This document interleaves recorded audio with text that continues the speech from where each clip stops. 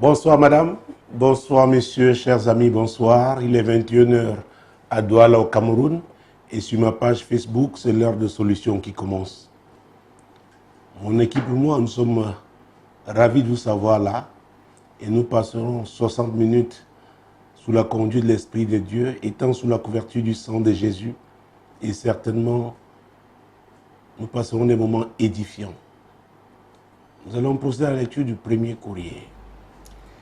Bonsoir, apôtre. J'essaie de convaincre mon mari de se séparer de son patron, expert comptable, parce que je vois comment, à force d'être humilié et frustré, meurt à petit feu. S'il vous plaît, priez pour que mon époux, qui est un financier compétent et expérimenté, comprenne qu'il peut réussir ailleurs. Déjà, félicitations, madame. Il n'y a pas quelqu'un d'autre. Personne ne peut mieux placer pour véritablement apprécier la situation de votre époux. C'est vous. C'est vous. Vous avez cru en lui, en son potentiel. Et vous dites qu'il est un financier compétent et expérimenté. Ça ne court pas les rues. Ah oui. Et surtout si on y met l'intégrité, c'est extraordinaire. Quel que soit son âge, il peut rebondir. Alors, je dois vous dire, mesdames, messieurs, ce n'est pas évident. Il y a des gens qui sont comme statiques, comme figés, n'est-ce pas, dans leur projet de vie. Il y a des gens qui ont toujours voulu être salariés. Et même quand l'opportunité se présente de devenir aussi un patron, de commencer même petit, ils ont du mal à le faire parce que ça n'entrait pas dans leur projet de vie. Mais voilà cette femme, l'épouse de ce financier compétent et expérimenté qui pense, elle croit dur comme fer que son mari, ah oui, peut bien quitter son actuel patron, cet expert comptable qui, selon elle, humilie son époux, le frustre. Et cette situation, n'est-ce pas, a un impact négatif, n'est-ce pas, sur la santé de son époux. Et comme je le disais à l'entame, c'est elle qui est bien placée pour apprécier la situation de son mari. Ah oui.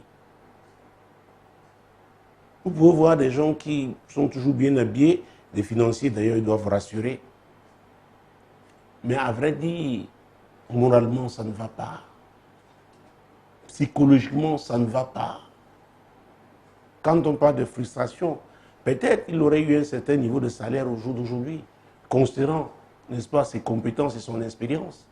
Peut-être qu'il aurait eu, n'est-ce pas, la promotion à un certain niveau. Cela n'arrive pas. Et ça l'affecte. Et la femme écrit parce que ça affecte leur mariage aussi. Elle en souffre.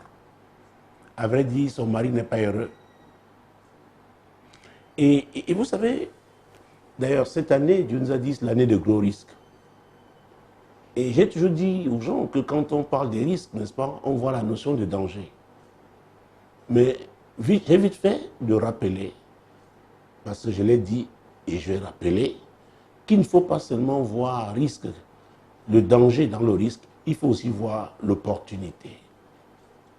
Les amis, ceux qui ont secoué ce monde au plan positif, dans le domaine des affaires, dans le domaine artistique, dans le domaine du sport, vous savez, c'est des gens qui ont, à un moment donné, su prendre des risques, et de gros risques. Il y a des gens qui n'ont pas cette culture. Peut-être ça part de l'éducation de base, du type de famille. Ah oui. Écoutez, je ne vois même pas comment on peut être un leader si on ne comprend pas cette notion de risque, et notamment quand je parle de gros risques. Ah oui, c'est une des marques des leaders. Ça, c'est moi qui le dis. Parce qu'il peut arriver qu'on veuille vous faire marcher, qu'on veuille vous tenir, vous faire ramper. À un moment donné, vous devez être capable de dire ça suffit. Vous n'êtes pas le créateur de toutes choses, vous n'êtes pas l'éternel. Ce n'est pas vous qui m'avez donné le souffle de vie. Je vis par la grâce de Dieu. Et les dons que j'ai reçus, les talents, les compétences, c'est par la grâce de Dieu. La force que j'ai, c'est la grâce de Dieu. Alors, si je me confie en ce Dieu-là, il fera un chemin. Ah oui, il fera un chemin. Vous savez, depuis 2 ou 3 semaines, le Seigneur insiste pendant nos cultes dominicaux sur la foi. Ah oui, la foi. Tous les grands hommes dans la Bible, les héros dans la Bible, les héroïnes dans la Bible, se sont distingués par leur foi. Et la foi, ce n'est pas quand vous voyez déjà quelque chose. Vous voyez ce qui est dans l'invisible. Ce que très peu de personnes voient. Et vous décidez de prendre le risque. Et ça peut mal se passer parce que ne croyez pas qu'à chaque fois ça se passe bien. Mais un leader aussi doit avoir la capacité de rebondir. Il ne jette pas l'éponge parce qu'il a échoué une fois. C'est pourquoi je dis qu'il y a très peu de leaders. Nous avons beaucoup de diplômés dans le monde. Nous avons beaucoup de personnes talentueuses, mais il y a très peu de leaders. Parce qu'un leader mesure les responsabilités qu'il a. Il est conscient. Ah oui, qu'il doit montrer la direction. Il peut s'agir de quelques filières que ce soit. Il y a des leaders en politique. Il y a des leaders dans le monde du sport. Ah oui. Il y a des leaders dans plusieurs domaines. Mais ces gens-là, et c'est pourquoi j'insiste sur le discernement. Pendant l'année dernière, pendant nos réunions de semaine, Dieu a insisté sur le discernement. L'attitude à distinguer, à trier, à séparer. Le discernement est un don qui nous permet de faire de bons choix, de prendre de bonnes décisions. Même quand, n'est-ce pas, la majorité ne voit pas, n'a pas d'issue. Alors il y a quelque chose. Et ça vient de Dieu. Dieu te dit, allez, lève-toi, vas-y. Tout le monde dit, mais écoute, c'est pas possible, qu'est-ce que tu fais? Tu vas te fracasser. Ce n'est pas possible ce que tu fais. C'est faux. Oui, c'est la folie de Dieu. Quand il s'agit de la foi, c'est très important. C'est pourquoi j'ai commencé par féliciter cette dame qui nous a écrit. Ah oui, il n'y a qu'elle pour apprécier la situation de son mari. Écoutez, vous pouvez être en train de mourir à petit feu sans le savoir. Ah oui. Et quand elle le dit, elle est prête à vivre, n'est-ce pas, des moments difficiles. Elle est prête à accompagner son époux, qui peut-être pendant quelques mois n'aura pas de salaire. Mais c'est pour la liberté. C'est pour devenir champion. Ah oui. Mais comme je disais, il y a des gens qui n'ont pas cette culture. Et je les rencontre régulièrement à l'église. Vous savez, le temps que nous passons, que je passe pour, comment j'allais dire, booster des femmes, des hommes qui ne croient plus en rien, qui croient que tout est fermé. Est-ce que vous savez qu'il y a des gens pendant ces moments difficiles, ils font de gros chiffres d'affaires? Oui, madame. Oui, monsieur. Il y a un créneau. Oh mon Dieu. Je souhaiterais que nous fassions cette prière avant la fin de ce programme. Je prierai pour vous, mes amis. Il y a un créneau qui vous est favorable. Et je préfère être plus précis. Qui t'est favorable, il est important que tu le découvres. Peut-être pendant 20 ans, 30 ans, tu as évolué dans ce couloir, dans cette filière. Or, Dieu sait que dans 5, 10 ans, ce sera bloqué. Et c'est pourquoi, il y a 3 semaines, n'est-ce pas, nous avons organisé une réunion ici, et je l'avais promis. Parce qu'un leader aussi doit respecter sa parole. Il doit honorer sa parole. La Bible déclare que notre oui doit être oui, notre non, non. J'avais annoncé et la conférence a eu lieu. Les jeunes étaient rassemblés là un samedi pour qu'on leur parle, n'est-ce pas, des métiers et notamment des couloirs de l'avenir. Il y a des emplois qui vont disparaître parce que les machines, plus le monde se modernise, ah oui, les machines prennent la place de l'homme, vont plus vite que l'homme. Qu'est-ce qu'il faudra faire? Quel type de formation aujourd'hui devra-t-on avoir au niveau du secondaire? Et comment envisager son orientation au niveau du supérieur par rapport à l'avenir? Vous savez, c'est aussi ça la responsabilité de l'Église. C'est pourquoi j'ai toujours dit que l'Église est un centre de développement. Et c'est pourquoi nous sommes en train de finaliser les études techniques par rapport à la construction de notre campus. Oui, madame, oui, messieurs. Quelqu'un me disait, mais comment tu peux faire une telle annonce en ce temps-ci? Je lui ai dit, je ne marche pas par la vue, je marche par la foi. Vous voyez, nous venons la foi. Qu'est-ce que c'est que la foi? Hébreux chapitre 11. Mon Dieu, mon roi. Hébreux chapitre 11. Déjà, avant de prendre le verset 1, prenons le verset 6, que ce soit très clair. Or, sans la foi, il est impossible de lui être agréable, car il faut que celui qui s'approche de Dieu croit que Dieu existe et qu'il est le rémunérateur de ceux qui le cherchent. Il est le rémunérateur de ceux qui le cherchent. Ah oui, n'attendez pas d'avoir des problèmes seulement pour chercher Dieu. 80% des personnes que j'ai reçues depuis plus de 22 ans maintenant, dans le cadre du ministère, c'était parce qu'ils avaient des problèmes. N'attends pas, c'est ce que je te conseille aujourd'hui, n'attends pas d'avoir un problème avant de chercher Dieu. Cherche-le quand ça va encore bien. Il comprendra que ce n'est pas parce que tu as des difficultés, parce que tu as besoin d'argent, de promotion, de mariage, n'est-ce pas? Tu as un besoin quelconque, mais parce que tu reconnais qu'il est ton créateur. Tu reconnais qu'il t'a créé pour un but. Tu reconnais que tu as une mission accomplie sur cette terre. Et sans lui, tu ne peux pas. Sans lui, tu ne peux pas. J'ai rencontré des gens qui étaient fort amers parce qu'ils avaient atteint un certain âge. Ils se disent, pourquoi c'est maintenant que je viens rencontrer le Seigneur?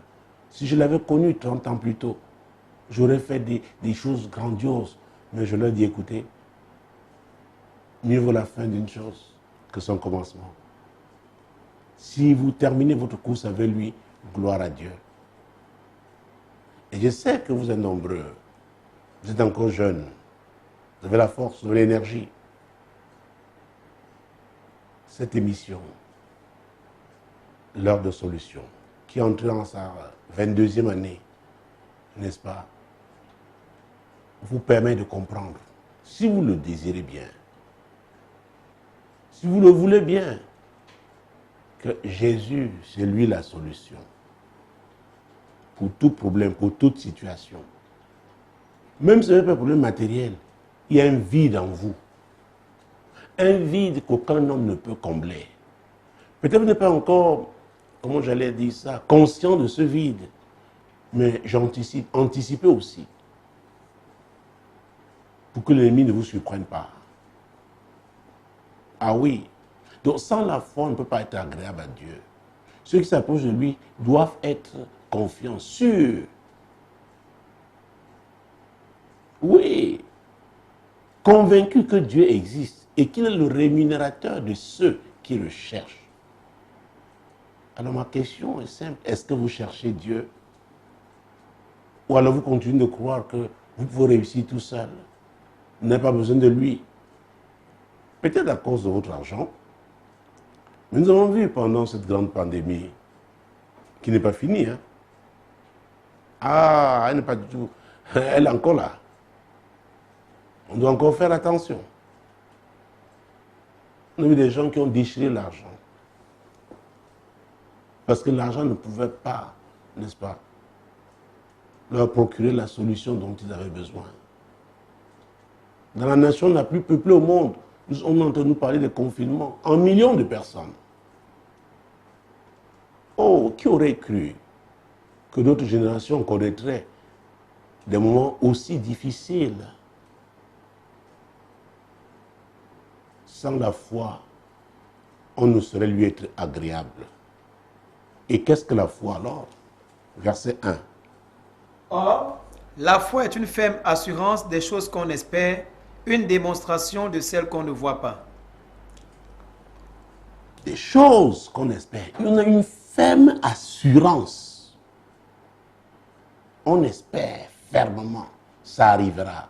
Dieu n'a pas dit que c'est demain à 10h30. Si ça n'arrive pas aujourd'hui, on continue de croire. C'est très important.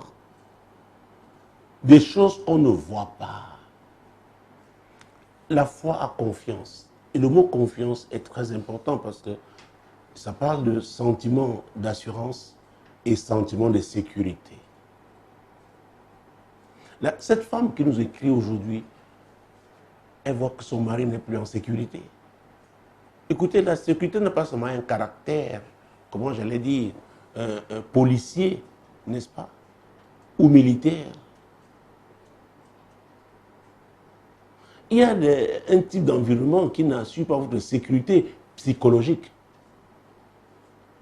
votre sérénité, votre paix. Et vous êtes en danger. Et la femme nous écrit parce que son mari est en danger. Et comme je l'ai dit, peut-être n'en est même pas conscient. Pourquoi son mari s'accroche à quelque chose qui n'a pas d'issue pour lui. Et peut-être parce que lui, il est coincé, il ne voit pas comment il va faire. Peut-être même c'est à cause de sa famille là qu'il s'accroche. Sa femme, ses enfants. Mais la femme dit, hey, je te connais, tu es mon champion. Tu peux réussir. Et je serai là pour t'épauler, pour te soutenir. Crois seulement. Et quand Jésus l'avait dit, mon Dieu, mon roi, s'adressant à l'une des sœurs de Lazare. Non, ça c'était au père, n'est-ce pas, de cet enfant qui était malade à la mort, n'est-ce pas? Mais à l'une des sœurs de Lazare, Jésus lui avait dit, si tu crois, tu verras la gloire de Dieu. Si tu as la foi. Si tu as la foi. Vous savez, quand on finissait, n'est-ce pas, l'histoire de la veuve et le juge unique, le Seigneur pose une question, que qu'à son retour, trouvera-t-il la foi sur la terre? C'est très très important. C'est pourquoi tout ce qu'on fait, si on n'a pas de foi, d'ailleurs, notre marche avec le Seigneur, c'est par la foi. C'est par la foi. C'est par la foi. Trouvera-t-il la foi sur la terre? On a besoin de la foi. Si votre foi, c'est sur votre argent, vous aurez des problèmes dans ce monde-ci.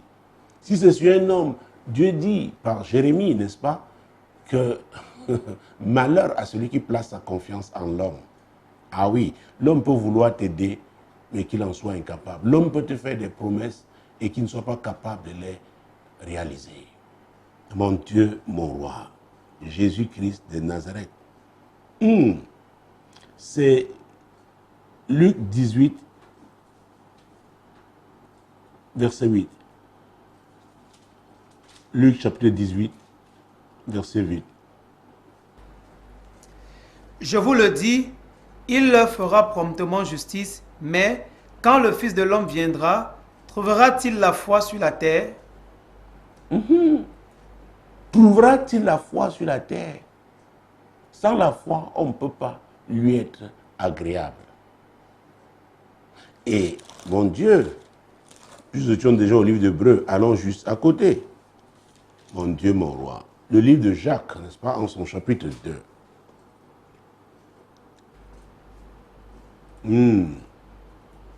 Mon Dieu, mon roi. Verset 19 et suivant, et à 24. Tu crois qu'il y a un seul Dieu? tu fais bien. Les démons le croient aussi et ils tremblent. Veux-tu savoir, ô homme vain, que la foi sans les œuvres est inutile? Abraham, notre Mon père, Dieu, la foi sans les œuvres est inutile. Donc il y a des gens qui font beaucoup de bruit, font des proclamations, n'est-ce pas? Mais il faut voir les œuvres. Il faut voir. Donc quand on dit qu'il a la foi, il a la foi. Il sera mis à l'épreuve. Cette foi-là sera mise à l'épreuve. Il faudra les œuvres. Quand tout va bien, vous pouvez dire que vous avez la foi, vous restez les passages bibliques, ça va, ça va. Mais face aux difficultés, on saura. Comment allez-vous réagir? Mon Dieu, mon roi. Oui, verset 20. veux-tu savoir, ô homme vain, que la foi sans les œuvres est inutile? Abraham, notre père, ne fut-il pas justifié par les œuvres lorsqu'il offrit son fils Isaac sur l'autel? Tu vois que la foi agissait avec les œuvres et que par les œuvres, la foi fut rendue parfaite. Un vieil homme à plus de 100 ans, l'enfant qu'il avait tant attendu est né. Et Dieu demande cet enfant. Il lui a demandé, lui offrir cet enfant en sacrifice. Ce n'était pas facile du tout. Et à la fin de cette épreuve, Dieu lui a dit à Abraham, parce que tu as fait cela, tu ne m'as pas refusé ton fils, ton unique, celui que tu aimes le plus. Alors, les promesses que je t'avais faites s'accompliront. La foi. Il a cru, Abraham a cru, et on a vu les œuvres. Et la suite dit, ainsi s'accomplit ce que dit l'Écriture. Abraham crut à Dieu et cela lui fut imputé à justice et il fut appelé ami de Dieu. Il fut appelé ami de Dieu. Cela veut dire quoi? Nous qui, par Jésus, n'est-ce pas, sommes descendants d'Abraham, parce que quand vous lisez Galates chapitre 3, verset 13 et suivant, n'est-ce pas, c'est Jésus qui nous a connectés aux promesses d'Abraham.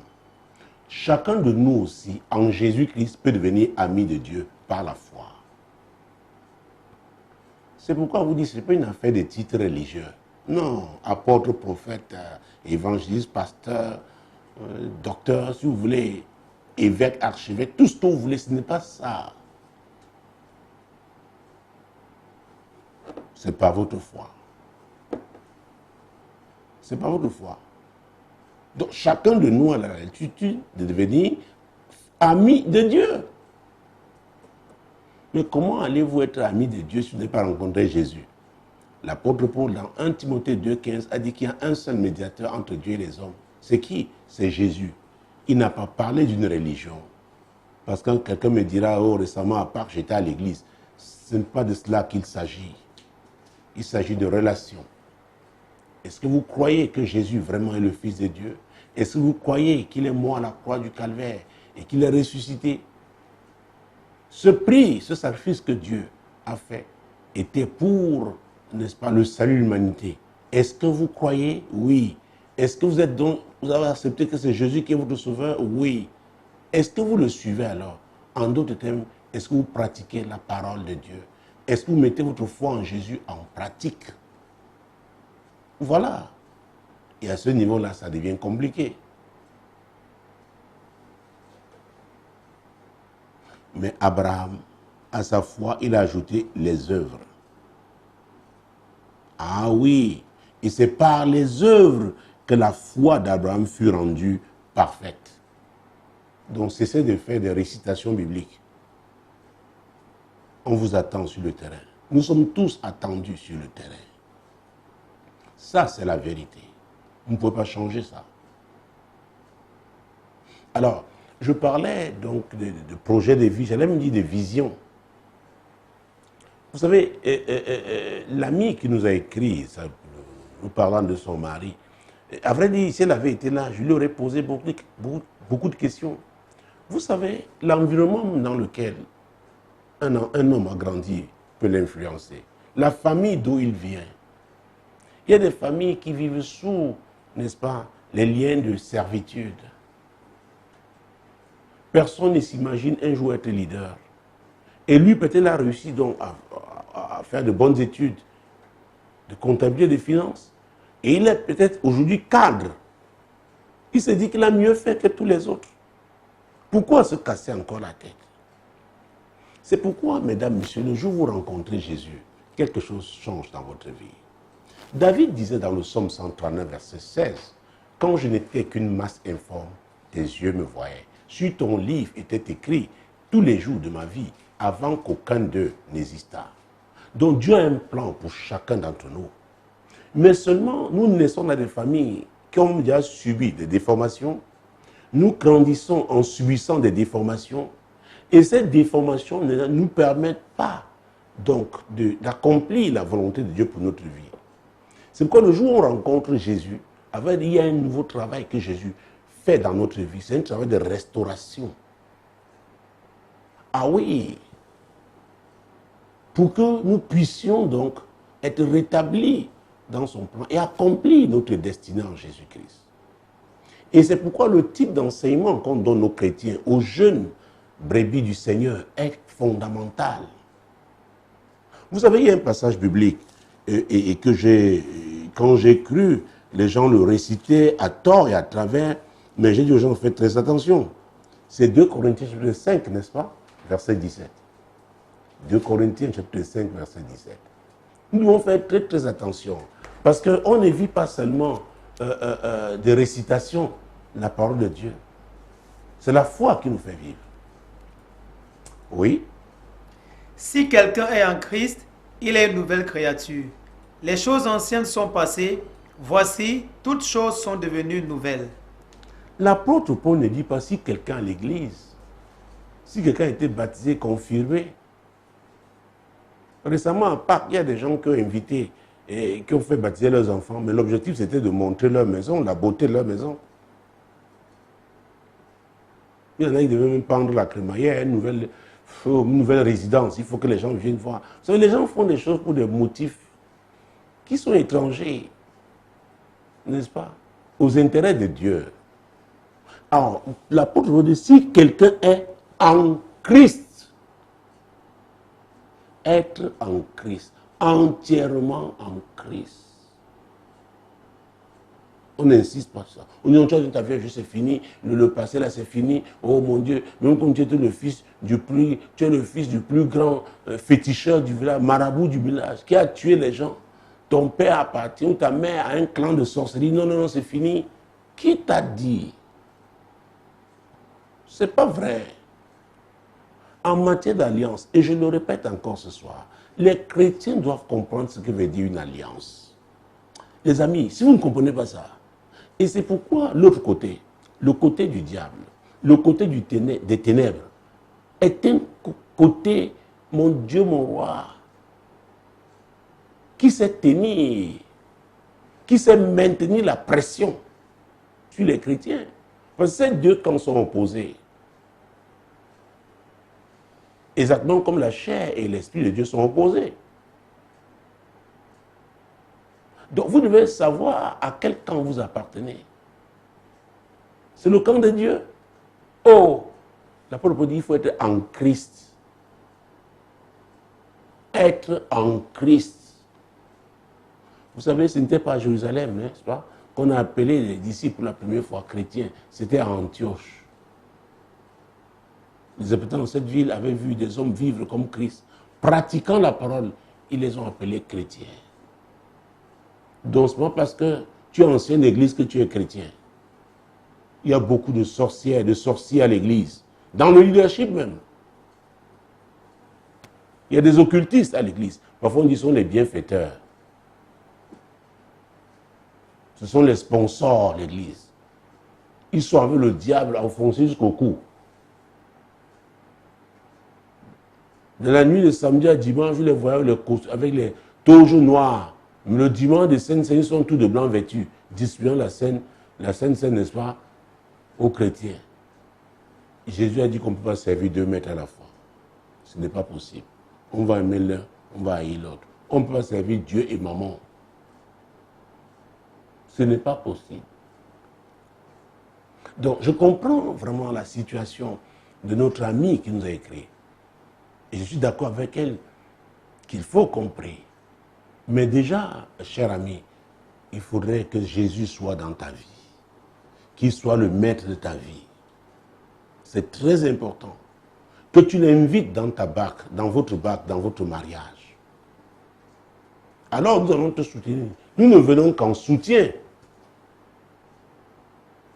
pour que les écailles tombent des yeux de ton mari et qu'il comprenne que son patron n'est pas Dieu.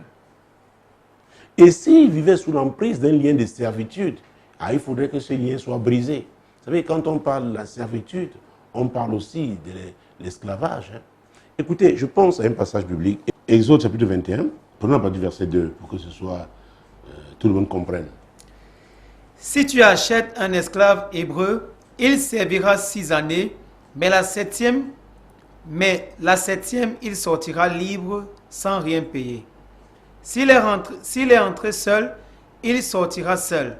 S'il avait une femme, sa femme sortira avec lui. Si c'est son maître qui lui a donné une femme et qu'il en ait eu des fils ou des filles, la femme et ses enfants sortiront et ses enfants seront à son maître et il sortira seul. Si l'esclave dit « J'aime mon maître, ma femme et mes enfants, je ne veux pas sortir libre », alors son maître lui conduira devant Dieu et le fera approcher de la porte ou du poteau, et son maître lui percera l'oreille avec un poinçon, et l'esclave sera pour toujours à son service. Alors, ça c'est terrible. Il y a des esclaves qui ont refusé de quitter leur maître. Nous connaissons l'histoire de l'esclavage, n'est-ce pas, aux États-Unis. Des esclaves qui ne savaient plus quoi faire, qui ont dit non, nous restons avec leur maître, avec notre maître. Peut-être c'est le mindset, la façon de penser, n'est-ce pas, de ton mari. Il ne sait pas comment faire en dehors de son patron. Mais toi, et c'est ce qu'elle est en train de faire. Vous avez vu, s'il était entré seul, il sort seul. S'il était entré marié, il sort avec qui? Avec sa femme. Alors, vous savez, j'ai pris ce passage biblique pour amener ce courrier à la dimension spirituelle. Il y a des patrons au plan physique qui sont comme des maîtres au plan spirituel. Je vous assure. Il y a des patrons, est-ce que je dois dire ça, qui envoûtent même leurs serviteurs. Je vous dis la vérité. Parfois, leur emploi passe avant leur famille, avant leur épouse. C'est un lien spirituel. Parce que ces maîtres-là savent très bien, ce type de patron-là sait très bien que cet employé-là est un travailleur.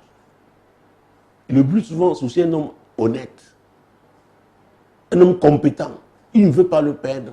Mais comme il est méchant, il ne le place même pas dans de bonnes conditions de travail.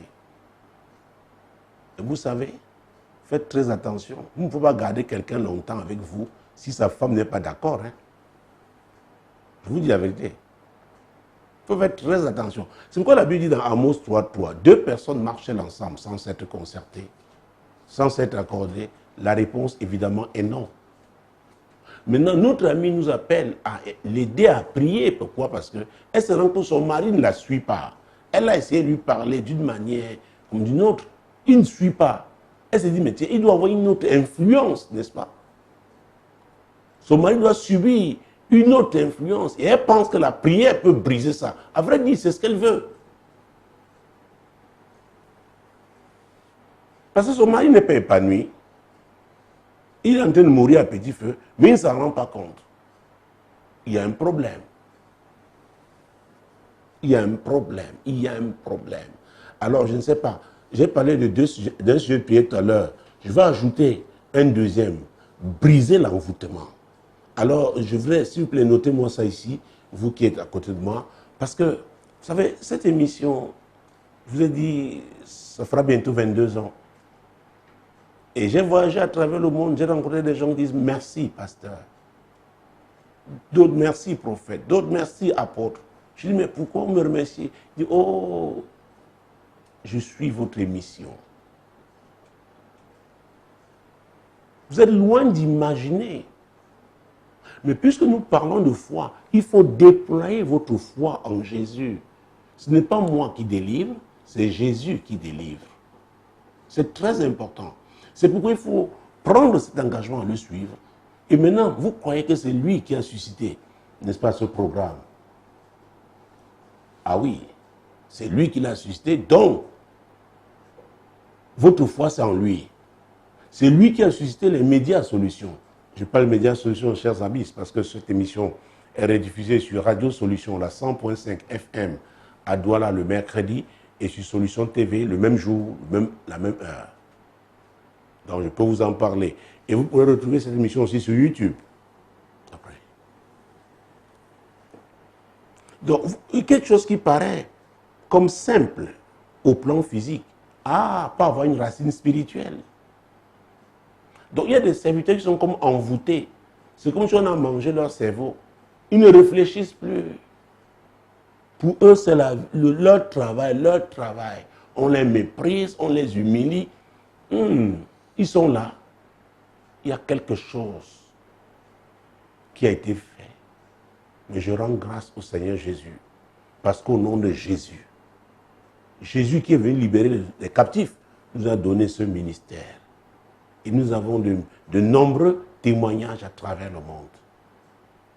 Donc, je ne sais pas dans quel type de captivité vous retrouvez. Pendant que cette mission se poursuit, n'est-ce pas? Préparez-vous. Dites à Dieu, je veux saisir l'opportunité, mon opportunité aujourd'hui. Il peut s'agir de vous, il peut s'agir d'un de vos proches. Vous savez, je suis intercesseur, je crois en l'intercession. On peut se tenir pour quelqu'un. Voilà, notre amie nous a écrit, c'est par rapport à son époux. Donc elle n'est pas heureuse. L'homme est en train de mourir à petit feu. Elle veut que ça cesse. Et je suis d'accord avec elle. Écoutez-moi, si votre travail, votre emploi n'est pas épanouissant pour vous, il deviendra un problème. Vous savez, on ne travaille pas seulement à cause de l'argent. On doit être content, on doit être passionné par ce qu'on fait. Et moi, si vous voulez me voir heureux, c'est quand je me rends compte que je suis utile, quand je sers. Je vous ai toujours dit, il y a la puissance dans le service. Et Jésus n'a-t-il pas dit qu'il y a plus de plaisir à donner qu'à recevoir. Donc quand je donne pour la gloire de Dieu, oh, je suis heureux. C'est pourquoi je n'ai jamais manqué à une seule de ces éditions, à moins que je ne sois, n'est-ce pas, appelé, n'est-ce pas, à d'autres tâches. Et vous, mes amis, vous êtes si précieux pour moi, en vous rassurant bien sûr que c'est par Jésus, c'est lui qui a payé le prix. Je ne peux rien vous donner, à moins que Jésus m'utilise pour vous. Oui, madame. Oui, messieurs. Donc, si c'est un lien d'envoûtement, un lien de sorcellerie, d'occultisme, mon Dieu, mon roi, ce lien-là est brisé. Nous allons prier par rapport à cela. On devra briser. Le mari, notre ami, devra être libéré. C'est Jésus qui est la solution. Mon Dieu, mon roi. Donc, ce n'est pas facile. L'esclavage. Oh, Nombre. On a Exode, on a Lévitique, on a Nombre. Mon Dieu, mon roi, chapitre 11. Nombre, chapitre 11. Prenons les versets 4 à 6. Très bien. Le ramassis des gens qui se trouvaient au milieu d'Israël fut saisi de convoitise, et même les enfants d'Israël recommençaient à pleurer et dire: Qui nous donnera de la viande à manger? Nous nous souvenons des poissons que nous mangeons en Égypte et qui ne nous coûtaient rien, des concombres, des melons, des poireaux, des oignons et des huiles. Maintenant, notre âme est desséchée, plus rien, nos yeux ne voient que de la manne. Oui, voilà un peuple que Dieu a délivré de 4 siècles d'esclavage. Dieu avait dit à Abraham que sa postérité passerait 400 ans. Mais ils sont sortis 430 ans après. Un homme, Moïse, qui n'a pas eu une vie d'enfant ordinaire, qui est né à un moment où, n'est-ce pas, un décret avait été signé qu'il fallait faire tuer tout enfant garçon israélite. Caché pendant 3 mois, ne pouvant plus le faire, il fut exposé en étant déposé dans un panier de bitume, oint de bitume, et découvert par la fille de Pharaon, n'est-ce pas? Elle l'a adopté. Mais à un moment donné, il s'est révélé. Quand il eut 40 ans, puissant en actes et en parole, il lui vint à cœur de retourner vers ses frères, pensant que ses frères comprendraient que c'est lui le sauveur. Malheureusement, il n'avait pas encore été établi par Dieu. Ayant appris que le pharaon était au courant du meurtre qu'il avait commis, parce qu'il voulait délivrer, n'est-ce pas, son compatriote de la méchanceté d'un Égyptien, il s'en alla pour 40 ans au pays de Madian. Quelle vie! C'est après 40 ans là, ces 40 années-là, que Dieu l'appela. Il l'a envoyé en Égypte pour délivrer Israël. Israël fut délivré par la main puissante de l'Éternel, sous le leadership, n'est-ce pas, de Moïse. Mais alors, c'est un peuple qui pleurait toujours. Parce que la Bible dit qu'ils recommencèrent à pleurer. Oh mon Dieu, mon roi. Et qu'est-ce qu'ils voulaient? Ils voulaient les poissons d'Égypte. Alors, en Égypte, c'était des esclaves. Vous savez, oh Jésus-Christ de Nazareth, c'est très important d'être au-dessus du manger et du boire. Et c'est quoi l'apôtre Paul a dit? Quoi que vous mangiez, quoi que vous buviez, quoi que vous fassiez, faites tout pour la gloire de Dieu. C'est très important. C'est dans 1 Corinthiens 10, verset 31. Alors, ces poissons qu'ils mangeaient en tant qu'esclaves. Donc ça ne leur coûtait rien. Mais c'est eux qui étaient en train de bâtir l'Égypte. Ils travaillaient très dur. Ils n'avaient pas, n'est-ce pas, de patrie. Oh, Jésus-Christ de Nazareth. Donc ces concombres, ces melons, ces poireaux, ces oignons étaient gratuits. Maintenant, ils sont délivrés. Dieu leur donne la manne, comme la nourriture qu'ils auront pendant leur voyage. Ils s'en plaignent. À la moindre difficulté, ils murmurent. À un moment donné, ils ont même menacé de lapider Moïse et son frère aîné Aaron. Et même au chapitre 14, vous verrez Jésus qui est Nazareth. Aïe, aïe. Verset 2 à 4.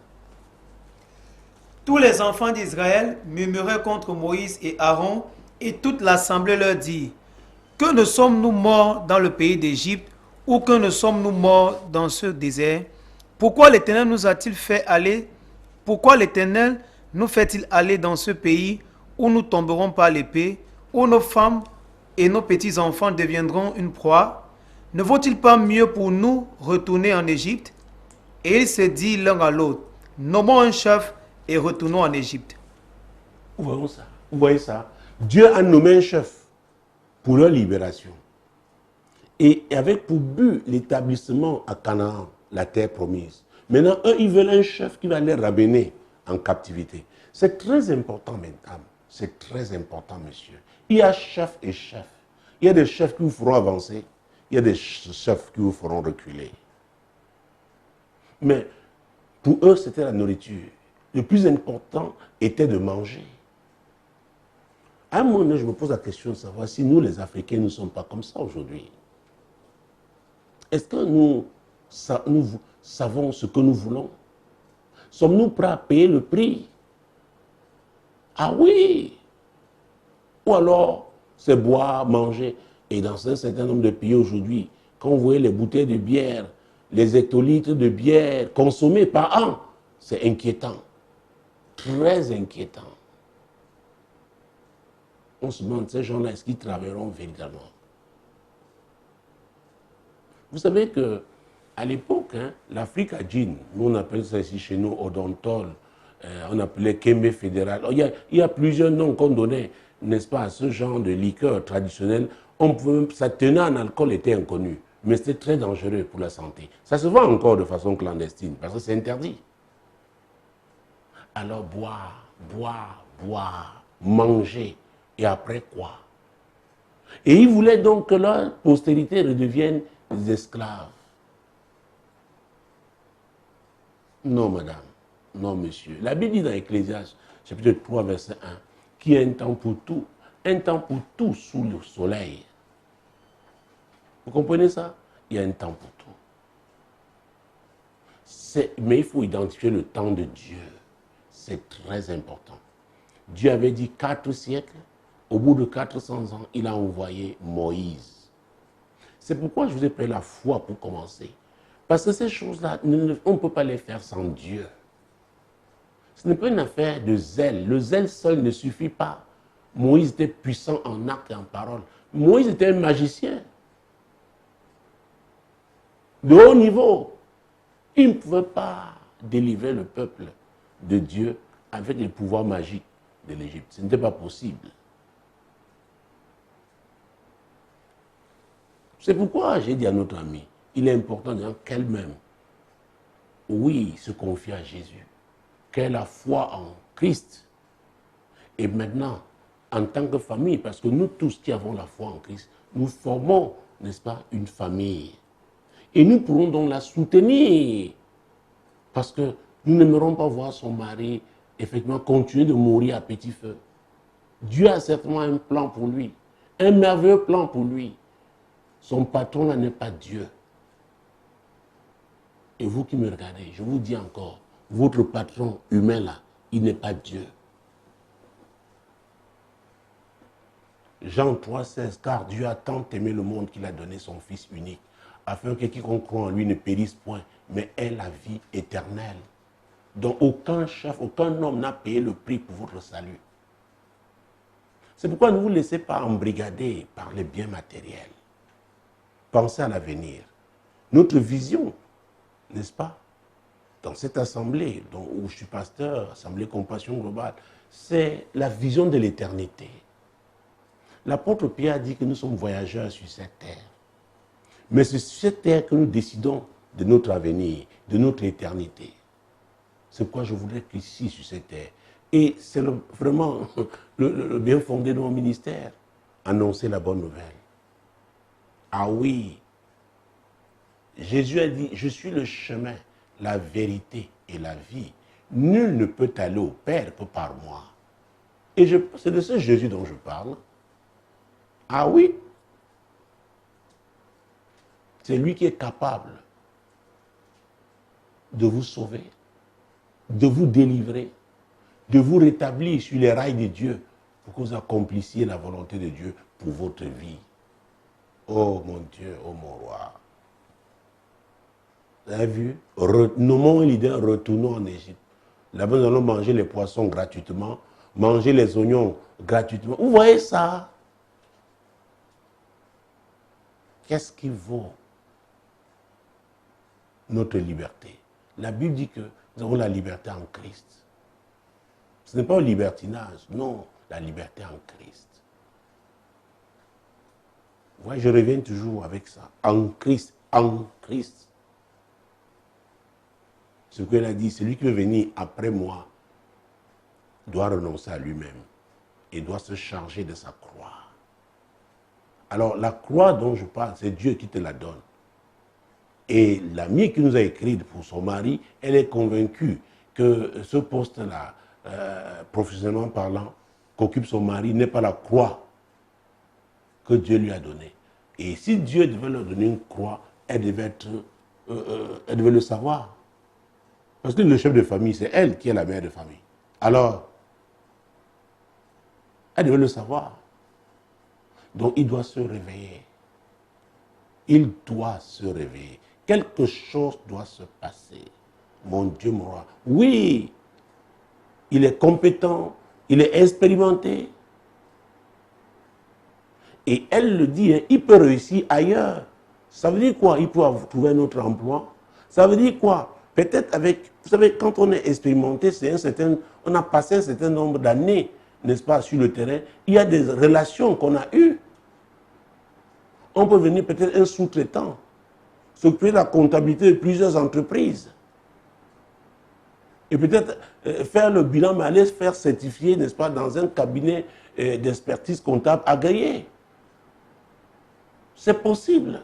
Mais quand les gens sont comme voilés, ils ne peuvent pas comprendre. Oh mon Dieu, Jésus-Christ de Nazareth. Voilà le mot encore, voile. Quel est ce voile que l'ennemi a placé? Oui, pour vous empêcher de voir plus loin, de vous empêcher, n'est-ce pas, de comprendre que c'est Jésus qui est le Sauveur, c'est lui qui est le Seigneur, le seul Seigneur, le Roi des rois, que c'est lui qui a payé le prix. Et qu'en lui, votre vie va changer. Quel est ce voile? C'est lui que je dénonce. C'est lui que je dénonce. Ce voile doit être déchiré ce soir, mais ça dépend de vous. Il y a des voiles ténébreux qui opèrent dans les familles. À un moment donné, l'homme ne voit plus sa femme comme l'opportunité divine qu'il a reçue, le cadeau de Dieu. La femme ne voit plus l'homme comme son leader. Il y a différents types de voiles que la sorcellerie jette sur les familles.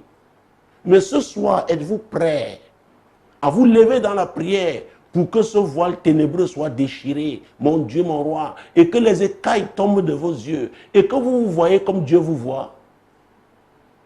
Que vos proches, que vous aimez, là, se voient comme Dieu les voit, et qui prennent donc, qui se lèvent pour accomplir la volonté de Dieu. Êtes-vous prêts? Écoutez, j'avais plus d'un courrier. Ce soir, vous savez, nous suivons l'esprit. Êtes-vous prêts? Êtes-vous prêts? Êtes-vous prêts? Je vais rendre grâce à Dieu pour ce courrier. Et je vous donne le temps de réfléchir et demander à Dieu, peut-être il y a un voile que vous ne connaissez pas. Il opère sans que vous en soyez conscient. Que Dieu le révèle ce soir.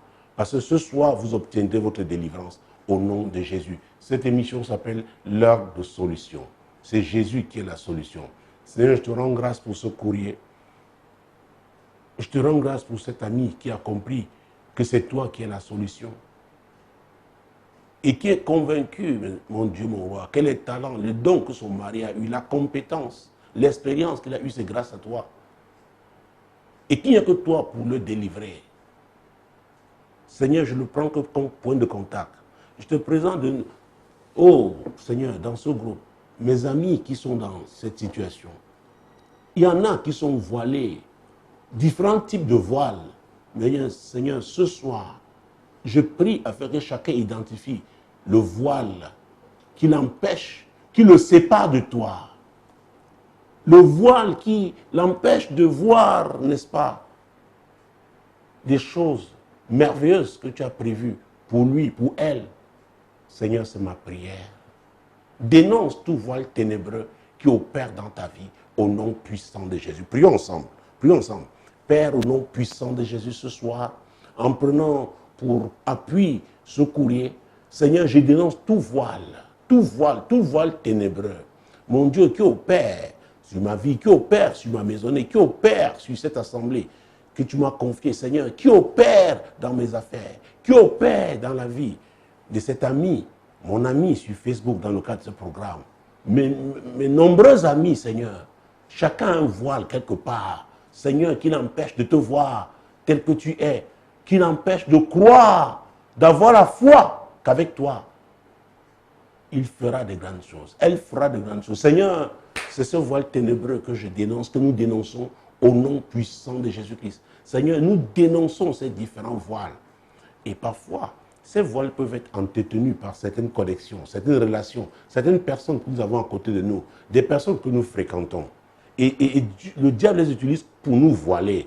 Parfois, ce qu'elles nous disent, ces personnes-là, ne sont pas de nature à nous booster, c'est de nature à nous limiter, nous voir toujours petits, toujours tourner en rond. Dénonce tout type de voile qui opère à côté de toi au nom puissant de Jésus. Seigneur, je dénonce tout type de voile. Voile de limitation, Seigneur. Il y a des personnes il peut y avoir des personnes autour de moi, Seigneur, que l'ennemi, le diable utilise pour me voiler, pour me retarder, pour me faire tourner en rond, m'empêcher de voir ce que tu voudrais que je voie. Seigneur, je dénonce ce type de connexion, je dénonce ce type de relation ce soir, au nom puissant de Jésus-Christ. Seigneur, ce soir, je veux ma délivrance. Dis à Dieu, ce soir, je veux ma délivrance. Délivre-moi de tout voile. Et ce voile, effectivement, nous empêche de découvrir le créneau qui nous est favorable. C'est pourquoi, mesdames, messieurs, au nom de Jésus, déclarez que ce voile est déchiré. Dis, Père, au nom de Jésus, déchire ce voile ténébreux qui m'empêche de découvrir mon créneau favorable, qui m'empêche de voir ce que tu veux faire dans ma vie, qui m'empêche, mon Dieu, mon roi, d'avancer. Déchire le Père au nom de Jésus. Prie, Père, au nom puissant de Jésus, déchire tout voile ténébreux qui me limite. Mon Dieu, moi, qui limite mes amis dans le cadre de cette émission Facebook, lors de solutions sur Facebook. Seigneur, déchire ces différents voiles. Déchire-les au nom puissant de Jésus. Déchire-les au nom puissant de Jésus. Seigneur, nous voulons nous voir comme tu nous vois. Nous voulons, Seigneur, voir les opportunités, mon Dieu, mon roi, que tu nous as réservées. Nous voulons chacun, en ce qui le concerne, découvrir le créneau qui lui est favorable. Seigneur, que ces voiles soient totalement déchirées au nom de Jésus. Libère-nous de l'emprise de ces voiles au nom puissant de Jésus. Libère-nous de l'emprise de ces voiles au nom puissant de Jésus. Seigneur, il y en a qui souffrent de liens d'envoûtement. Seigneur, certains, comme ce courrier, peuvent avoir été envoûtés par leur patron. Certains même par des personnes. Il y en a qui sont dans des relations amoureuses, mais qui, à vrai dire, sont la résultante d'un envoûtement. Oh mon Dieu, mon roi, je ne sais pas. Il y a des quartiers où les jeunes sont envoûtés. Je ne sais pas où vous êtes nés. Il y a des familles comme ça, les garçons sont envoûtés, ou les filles sont envoûtées, où il y a des quartiers, mon Dieu, les filles sont envoûtées. Peu importe tes origines, peu importe le lieu où tu as vécu. Aujourd'hui, si tu dénonces ce lien d'envoûtement, je déclare qu'il sera brisé au nom de Jésus. Seigneur, je dénonce tout lien d'envoûtement qui influence ma vie, quel que soit le lieu. Seigneur, tu m'as amené à écrire ce livre, Terre, Terre, Terre. Ah, je vous conseille mon ouvrage, Terre, Terre, Terre. Il va vous aider. Parce que ce lieu d'envoûtement-là, c'est sur cette terre, c'est quelque part. Lisez cet ouvrage. Beaucoup de personnes ont obtenu leur délivrance en lisant cet ouvrage. Mon Dieu, mon roi, Seigneur, je dénonce tout lien d'envoûtement qui influence ma vie. Je le dénonce au nom puissant de Jésus. Quand ils disent, oh Dieu, répète-moi, oh Dieu, au nom de Jésus, brise tout lien d'envoûtement sur ma vie au nom de Jésus. Prie, prie, demande à Dieu de briser, de briser, de briser. Au nom puissant de Jésus, Éternel, brise tout lien d'envoûtement sur moi, sur ma vie, sur ma maisonnée. Oui, Seigneur, sur mon mariage. Brise tout lien d'envoûtement, Seigneur, sur mes affaires, sur ma famille. Brise tout lien d'envoûtement sur ma belle famille. Brise tout lien d'envoûtement, Seigneur, sur mes amis. Oui, sur Facebook, dans le cadre de cette émission. Seigneur, comme il prie, brise tout lien d'envoûtement. Libère mes amis, Seigneur, au nom puissant de Jésus-Christ. Au nom puissant de Jésus. Ne l'oubliez pas.